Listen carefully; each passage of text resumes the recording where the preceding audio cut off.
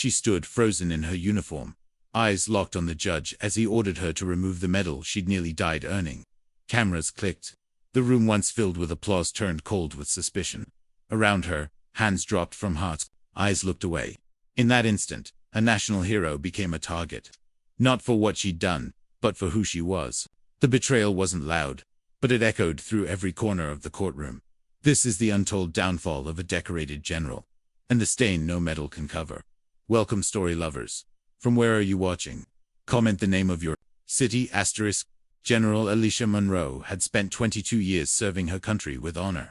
A decorated officer, she commanded respect in every room she entered. Her uniform wasn't just fabric, it was a symbol of every sleepless night, battlefield decision, and life she'd saved. At the Pentagon, her name was synonymous with excellence. She was the first black woman to ever hold her rank. But beneath the applause and polished medals, Alicia had learned to walk carefully, because respect didn't always mean acceptance. On the morning of the medal ceremony, she stood tall in her dress blues, unaware that the moment meant to celebrate her legacy would instead begin tearing it apart. The courtroom lights, the judge's glare, the rows of solemn faces, they were still hours away. For now, she was just a proud soldier, heading toward what should have been the pinnacle of her career. She had no idea what was waiting on the other side. The ceremony began in silence. Cameras flashed, officials stood, and Alicia stepped forward, spine straight, heart steady. The Medal in Honor for Valor in Active Combat was meant to be pinned on her chest that day. But, as she saluted, a voice cut through the room like a blade. General Munro approached the bench. Confused, she obeyed. The military judge didn't look at her uniform. He looked through her, cold, dismissive. Before we proceed, there's a question about the legitimacy of your commendation. Whispers rippled through the audience.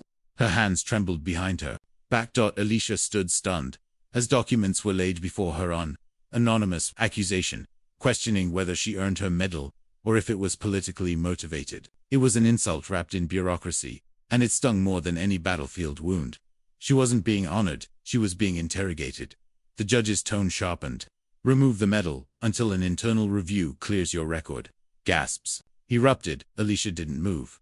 Behind her, she heard it murmurs. Doubt. One officer lowered his hand from his heart. Another wouldn't meet her eyes. She had faced fire, loss, and chaos in war, but nothing like this. This wasn't about paperwork. It was about something unspoken, something heavy and ancient. The discomfort of seeing a black woman wearing power.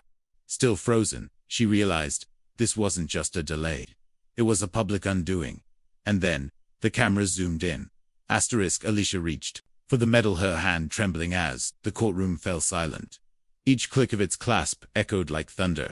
She removed it slowly, her eyes never leaving the judge's. Not in defiance but disbelief. 22 years, erased in seconds. The silence was deafening, but the message was louder. She didn't belong. Not here. Not in power. Behind her, someone scoffed. Another snickered. And as she placed the medal on the table, her fingers hesitated, because it wasn't just hers. It was every black woman who had ever dared to rise. The cameras didn't blink. Her shame, her pride, her rage broadcasted to the world. She stood there, stripped not of metal, but of dignity. And in that moment, she realized they weren't just questioning her achievements, they were rewriting her entire legacy. Dear audience, if you're enjoying the story, don't forget to give it a like. It really helps. General Munro never got her medal back. Not officially. The review was inconclusive, buried under red tape and silence. She retired months later, not in disgrace, but in quiet exhaustion. What hurt most wasn't the medal, it was realizing that excellence wasn't enough to protect her. Her story went viral, sparking debate, outrage, and even change in some corners. But for Alicia, the scars remained deep and invisible. This wasn't just her fall from grace.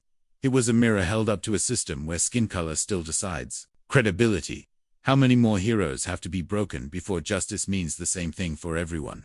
Thanks for watching. Subscribe to our channel for more powerful stories and new videos.